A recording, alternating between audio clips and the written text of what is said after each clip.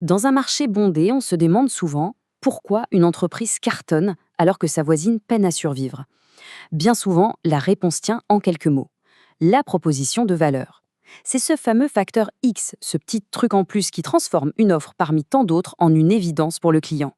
Alors voyons ensemble comment trouver le sien. Voilà la question. La question à 1 million. Et franchement, si la réponse n'est pas claire, si elle n'est pas immédiate, c'est qu'il y a un souci.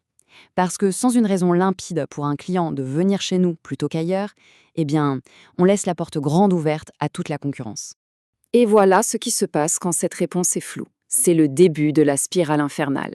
On se retrouve à devoir baisser ses prix encore et encore juste pour attirer l'œil. On dépense des fortunes en pub juste pour exister. Et au final, on vend, mais jamais au bon prix. C'est une bataille épuisante et souvent perdue d'avance. Alors, comment on fait pour sortir de ce piège? La solution, elle se trouve dans ce fameux facteur X, la proposition de valeur. C'est vraiment le cœur du réacteur de toute stratégie qui veut se démarquer pour de bon. Cette définition, elle est simple, mais tellement puissante. Attention, on ne parle pas ici de lister des fonctionnalités ou des services, non, non, on parle de formuler une promesse, et pas n'importe laquelle, une promesse de transformation. Le client doit pouvoir se dire « Ah oui, avec ça, ma vie sera meilleure, mon problème sera résolu ».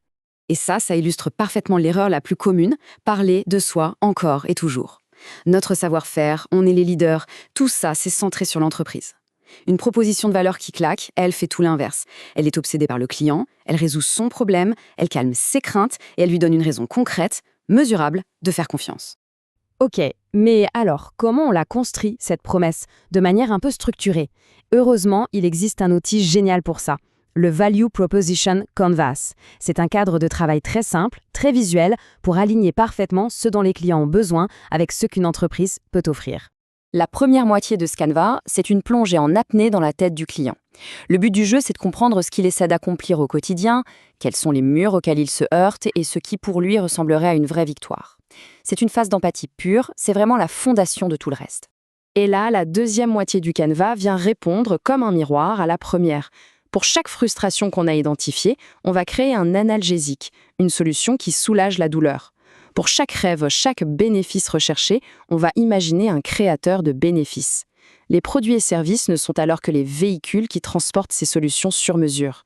Bon, la théorie c'est une chose, mais la réalité du marché c'en est une autre. Allons voir comment une proposition de valeur bien ciselée peut faire la différence entre un succès phénoménal et un échec total. Cet exemple est juste fascinant. D'un côté, Quick, qui a longtemps promu le goût. Sauf que dans l'assiette, on avait un produit industriel, assez fade, difficile à distinguer de la concurrence. La promesse sonnait creux. Et de l'autre, Big Fernand. Ils arrivent avec une promesse audacieuse, presque arrogante, en bien meilleur.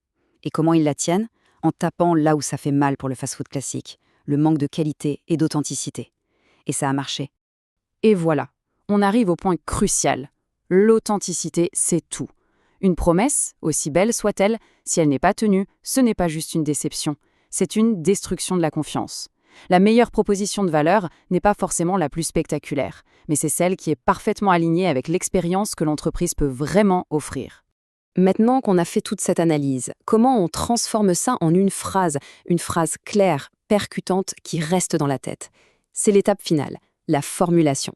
Il faut réussir à distiller l'essence même de cet avantage concurrentiel. En fait, le processus se résume à 4 étapes très logiques. D'abord, on doit savoir précisément à qui on parle, qui est le public cible. Ensuite, on doit écouter. Quels sont leurs vrais problèmes, leurs vrais désirs? Puis, on s'assure que la solution qu'on propose est la réponse parfaite à ses besoins. Et enfin, on synthétise tout ça en une promesse qui résonne. Et pour aider à formuler cette promesse, il y a ce modèle super efficace qui vient de Steve Blank, une légende de la Silicon Valley. C'est simple, nous aidons X, le client cible, à faire Y, c'est-à-dire résoudre son problème, en faisant Z, notre solution unique. C'est une structure toute simple, mais incroyablement puissante pour clarifier sa pensée. Et on termine là-dessus, avec cette question qui invite à réfléchir. Au-delà des caractéristiques produits, au-delà des slogans marketing, quelle est cette transformation, cette promesse fondamentale qu'une entreprise, et elle seule, peut vraiment offrir à ses clients? La réponse à cette question, c'est la pierre angulaire de tout son succès futur.